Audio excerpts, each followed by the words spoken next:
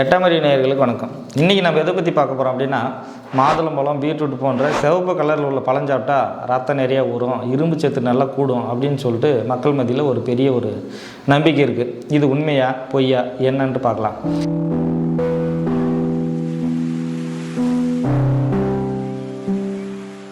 பொதுவாகவே மக்களுக்கு என்னென்னா, ஏதாச்சும் ஒரு கலர் சம்மந்தமான பழங்களோ கனிகளோ காய்களோ சாப்பிட்றன்னும் போது அது சம்மந்தப்பட்ட ஒரு வியாதியோ இல்லை சத்தோ அவங்களே நினச்சிப்பாங்க. எப்படின்னு கேட்டிங்கன்னா, மஞ்சக்காமலை இருக்குது அப்படின்னா மஞ்சள் அதிகமாக எடுத்துக்காதீங்க அப்படின்னு இவங்களே சொல்லுவாங்க. அப்புறம் முட்டையோட மஞ்சக்கரு சாப்பிடாதீங்க அப்படின்னு சொல்லுவாங்க. இந்த மாதிரி ஒரு நம்பிக்கை இருக்குது. சரி, இந்த மாதுளம்பழத்தில் அப்படி என்ன இருக்குது, பீட்ரூட்டில் அப்படி என்ன இருக்குது, இரும்பு சத்துக்கும் இதுக்கும் என்ன சம்மந்தம், இந்த ரத்த கலரில் இருக்கிறதுக்கு ரத்தம் ஊறுமா, ரத்தம் இன்க்ரீஸ் ஆகுமா அப்படின்றத பற்றி விளக்கமாக நம்ம பார்க்கலாம். பொதுவாக ரத்தம் சிவப்பு கலரில் இருக்கிறதுக்கு ஒரு காரணம் ஹீமோகுளோபின் அப்படின்ற ஒரு காம்பவுண்ட் அதில் இருக்கிறதுனால ரத்தம் சிவப்பு கலரில் இருக்குது. சரி, அப்போ மாதுளம்பழமும் பீட்ரூட்டும் சிவப்பு கலரில் தான் இருக்குது அப்படின்னும் போது அதில் ஹீமோகுளோபின் இருக்கா அப்படின்னு நினைக்கக்கூடாது. கண்டிப்பாக அப்படி இல்லை. இப்போ மாதுளம்பழத்தில் ஆந்தோசைனின் அப்படின்னு சொல்கிற ஒரு பிக்மெண்ட், ஒரு நிறமி இருக்குது. அது இருக்கிறதுனால தான் அந்த மாதுளம்பழம் ரெட் கலரில் அப்படி இருக்குது.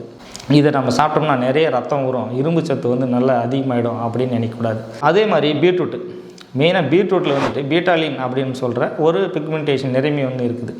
அதனால தான் பீட்ரூட் ரத்த கலரில் டார்க் சிவப்பு அந்த மாதிரி இருக்குது. இது ரெண்டுமே நம்ம ரத்தம் மாதிரி கலரில் இருக்குது அப்படின்றதுனால ரத்தம் நிறைய ஊறும், அதே மாதிரி இரும்பு சத்து அதிகமாகும் அப்படின்னு நினைக்கக்கூடாது. உண்மையான காரணம் என்ன, இதில் என்ன தான் சத்து இருக்குது அப்படின்றத நம்ம பார்க்கலாம்.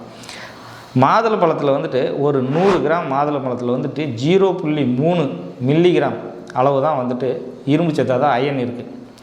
நமக்கு ஒரு நாளைக்கு 15 மில்லிகிராம் அயன் நார்மலாக இருக்கிற ஒரு சராசரி மனிதனுக்கு 15 மில்லிகிராம் அயன் ஒரு நாளைக்கு தேவை. இதுவே சத்து குறைபாடாக இருந்தோம் அப்படின்னா 15லேருந்து 30 மில்லிகிராம் நமக்கு அயன் தேவை. அப்படி இருக்கும்போது 100 கிராம் இருக்கக்கூடிய மாதுளம்பழத்தில் 0.3 தான் இருக்குது.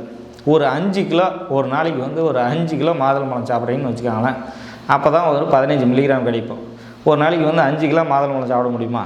5 கிலோ மாதுளம்பழம் சாப்பிட்டு 15 மில்லிகிராம் அயன் சேர்க்க முடியாது. அதனால் இதுவும் சாத்தியம் இல்லாத ஒன்று. அடுத்தது பீட்ரூட்டு. பீட்ரூட்டில் 0.8 மில்லிகிராம் அளவு தான். ஒரு 100 கிராம் பீட்ரூட்டில் 0.8 கிராம் அளவு தான் அயன் இருக்குது. அப்படின்னா ஒரு நாளைக்கு 2 கிலோ பீட்ரூட்டு மட்டுமே நீங்கள் தனியாக சாப்பிட்டா மட்டும்தான் ஒரு 15 மில்லிகிராம் அயன் கிடைக்கும்.